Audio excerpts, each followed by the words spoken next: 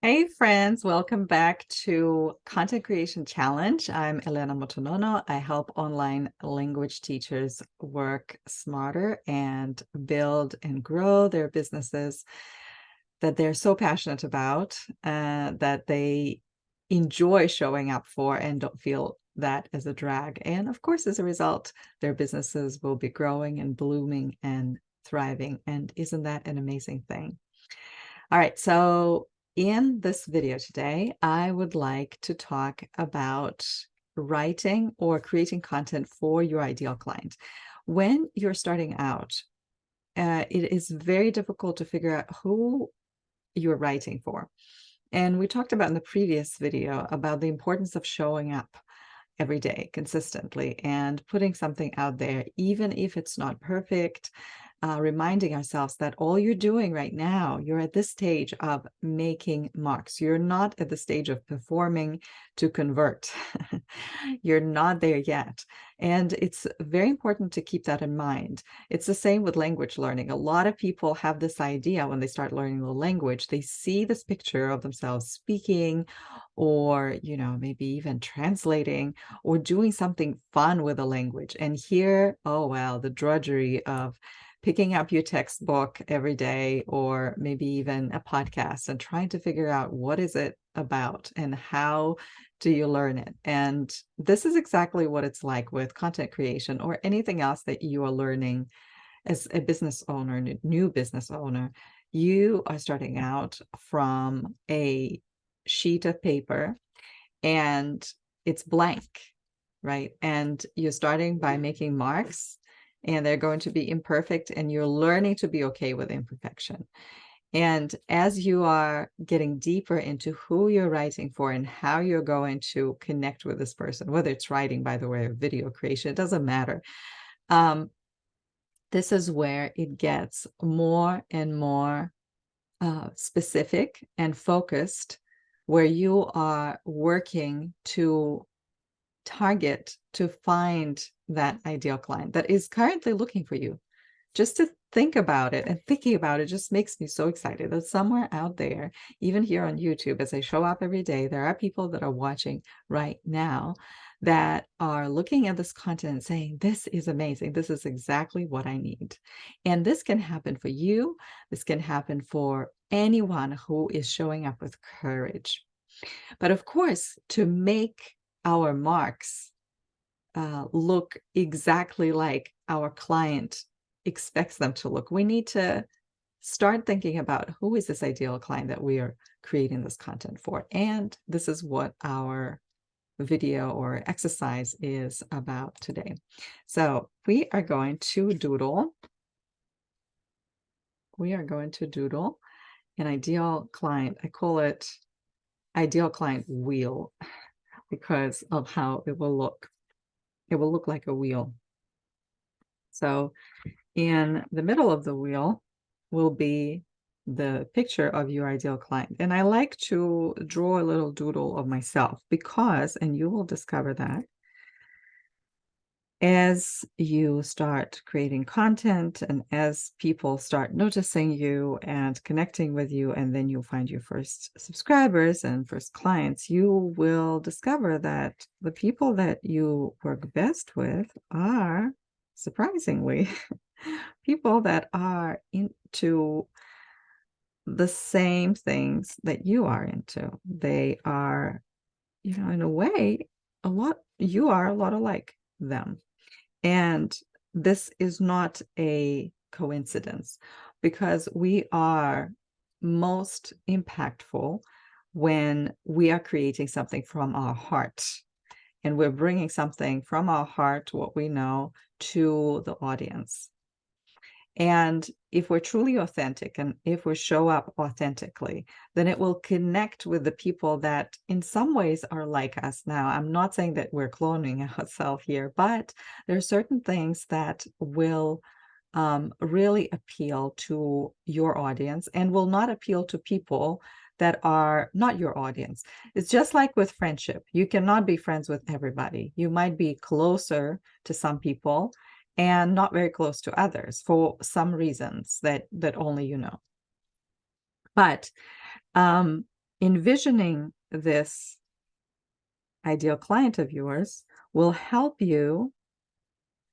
all of us as we go through this challenge, understand what we need to write, and also really get really focused on where our client might be coming from and what language will appeal to them and what thoughts and ideas they will be most inspired by. So when I look at this, you can create as many little segments of the circle as you want. I will create these.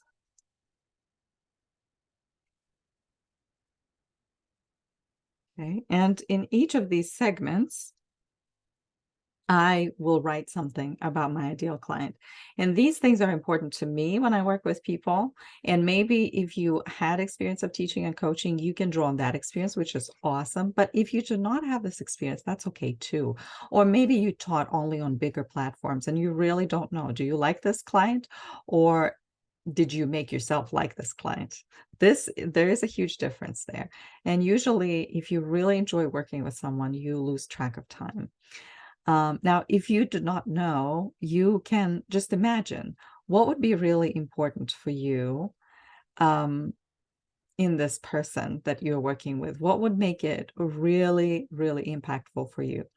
And also think about yourself, like when you show up, how do you want to show up in the world? What do you want to bring to the world?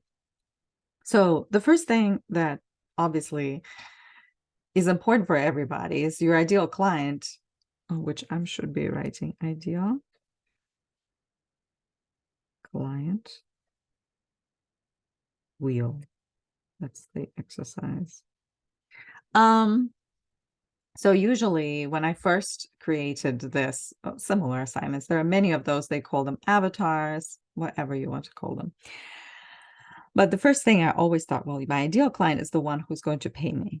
So here's money, and my ideal client is paying me. But over time, I've learned that payment is not the most important. It's not as important as what goes behind the payment, because I've worked with people that have paid me money, but I still found it very difficult to work with them because the way people approached this was different than what I wanted them to approach it. And I had to learn it through experience. But for me, it was important. Later, I discovered that not only do people pay money, but they know why they're doing it. And in my opinion, the best way to approach that is when people invest in growth. Because growth is really important for me as an individual. And so I don't want people to come to me and expecting me to like solve their issues. What I do want them is to take ownership of their own growth and invest in it. And that is different than just paying money. Okay. And I hope you understand. Another aspect that is really important, and I've discovered over the years, that I would like to work with people that are brave and they take risks, try new things. Maybe they're open-minded, right? You can do that. You can write open-minded, but sometimes when you write open-minded, you actually don't quite know. I mean, what does that mean exactly, open-minded? So for me, I like when I have a concept, or for example, I work with clients and they say, well, this is, and we like, all of us really like these fancy words, but what does that really mean when we say, people are open-minded? That means for me that they like taking risks and they are brave. Why it is important is when they take risks, I know in the future they're going to get bigger rewards. Um, and they are willing to try things that are probably off limits for other people. And I know when they do that, they are going to be successful. The next one is I would like to see in my ideal client is a person who is willing to be wrong. And it's people who learn, but also, learning is different. There are some people that open your textbook and learn the rules, but then they are not willing to be wrong. Then they bring the book everywhere and say, this is the way you're supposed to teach me. And this is not someone that I think I would work with best.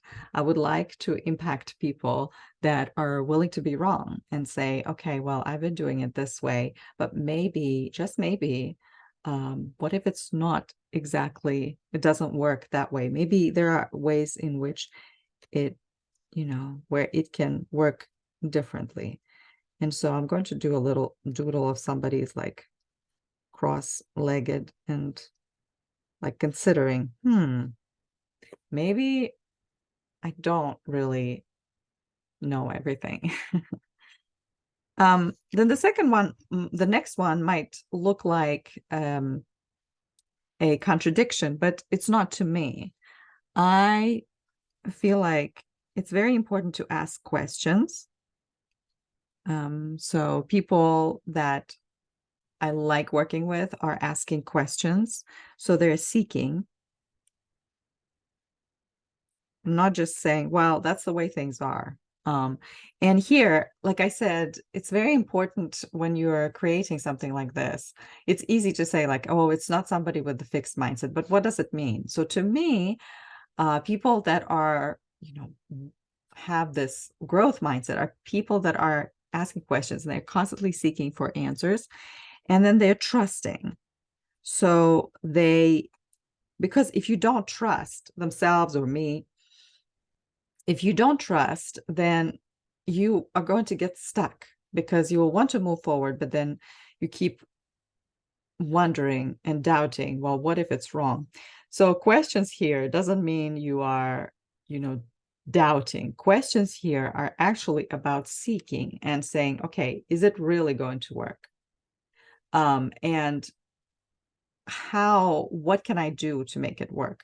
So it's a little different than being skeptical. Okay. And to demonstrate it, particularly the trusting component, I want to doodle someone who's holding a heart that in the long run, they're going to be led by intuition.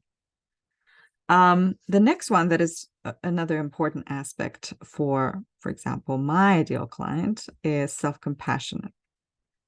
Compassionate.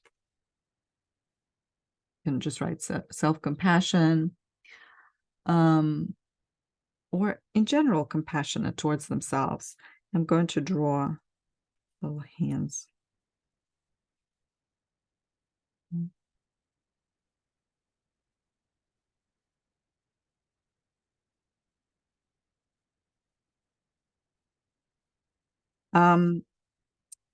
In the work that I do with people, whether I'm coaching or in the Smart Teachers Library, when we are working towards our next goal in our business, we're going to fail. And you may have seen one of my videos called Failures Fertilizer, and I'm going to come back to it in this series as well, but in a little different, from a different angle, we'll look at that. But it's very important when you go back and evaluate what you are doing and how successful your strategy is to have self-compassion instead of blaming or getting really upset at yourself, or maybe even berating yourself, and because that's not helping anybody, but just to spread your arms, give yourself a hug and say, you can go on, you can do it. And last but not least, very important to me, is that my ideal client is mindful and aware. And of course, you can't expect somebody to be mindful right away. Maybe when they are just starting out, maybe they don't quite,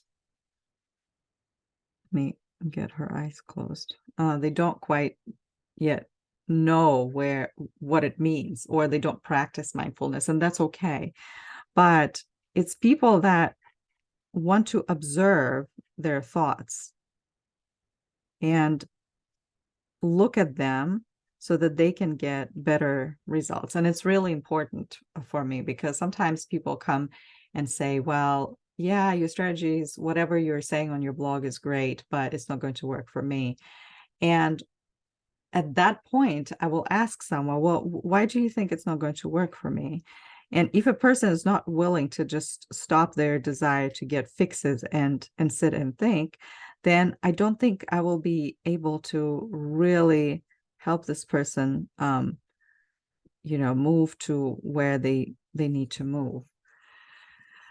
Because without self-reflection and without mindfulness, I believe it's very difficult to grow and achieve the results that we want for our business. So now I'm going to quickly color this.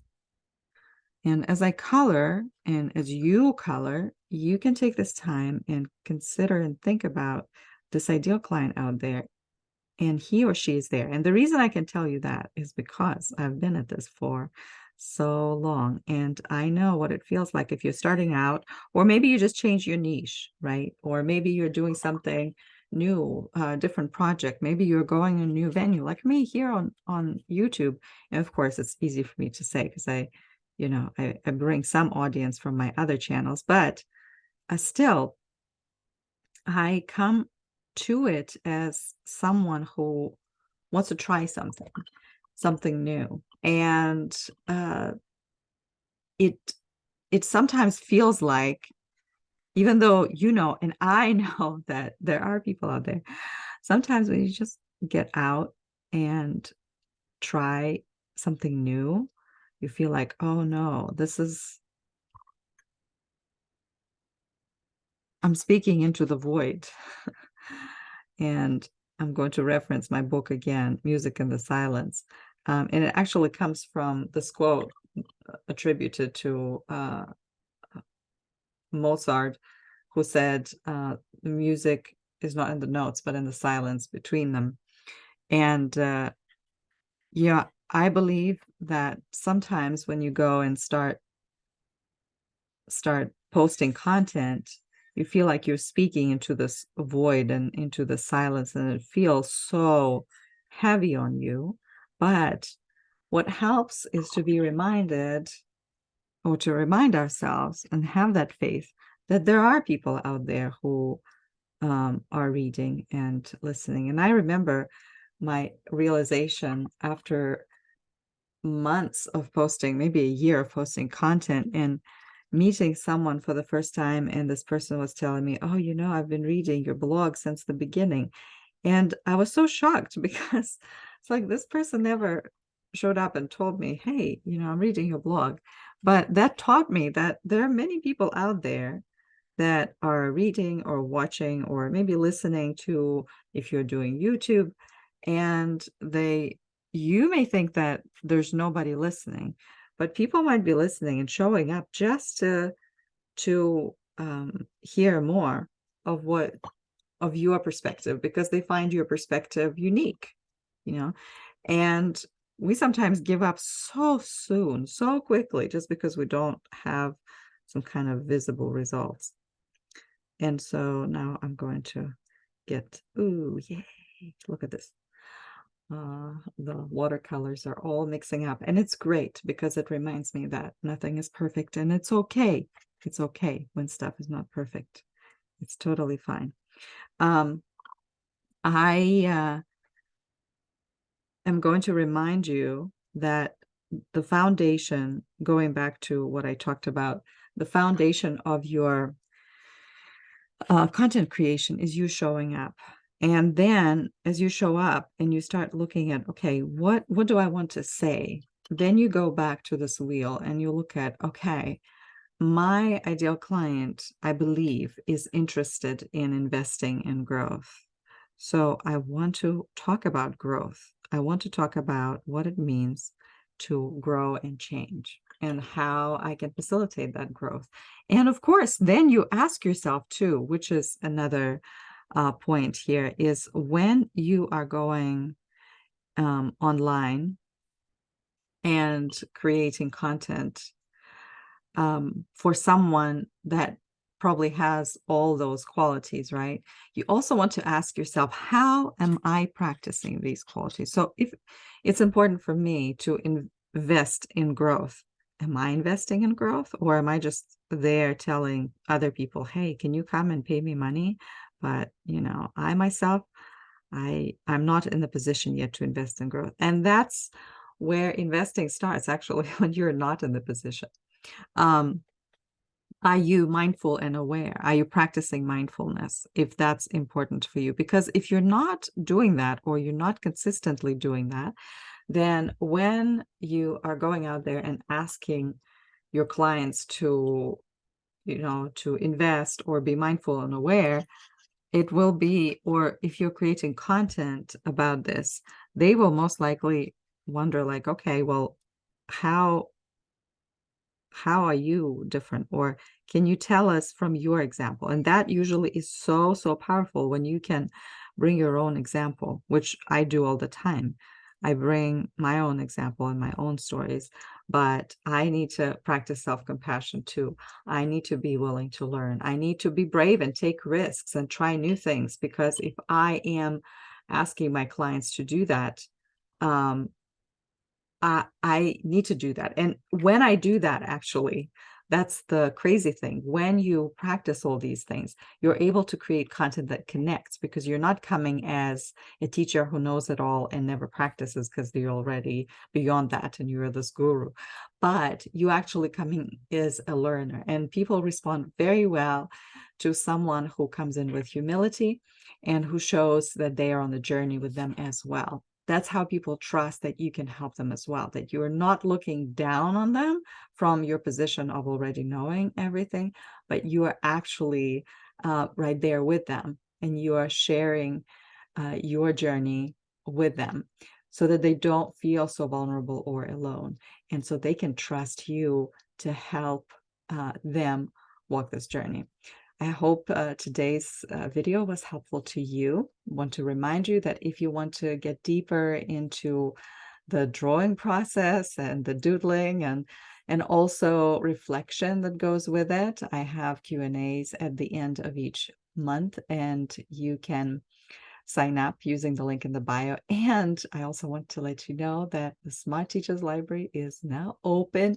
It's my community for online language teachers who are building and growing their businesses on their terms, and they need support, and they need to change their mindset. They need to show up in the world in a new way. If you feel like you are one of those things, or and many more, you're mindful and you want to grow with somebody who is like you and connect with somebody who is like you, this is a place for you. There is a link in the description, and I hope you join us. It's a beautiful community with a lifetime membership. So you invest, and it's currently lifetime. You invest once, and then you can enjoy the benefits for months and years to come, for as long as you need to. And the benefits include, among other things, the learning part, also the supportive community, and group coaching sessions with me, where we do hot seat and we talk about mindset, and I share my mindset process and how that impacts my work and how I run my business. So a lot of behind the scenes in the community, and I share that with you freely. I hope that you join us. Otherwise, I'll see you here in the next video, and I hope everybody is having a wonderful day.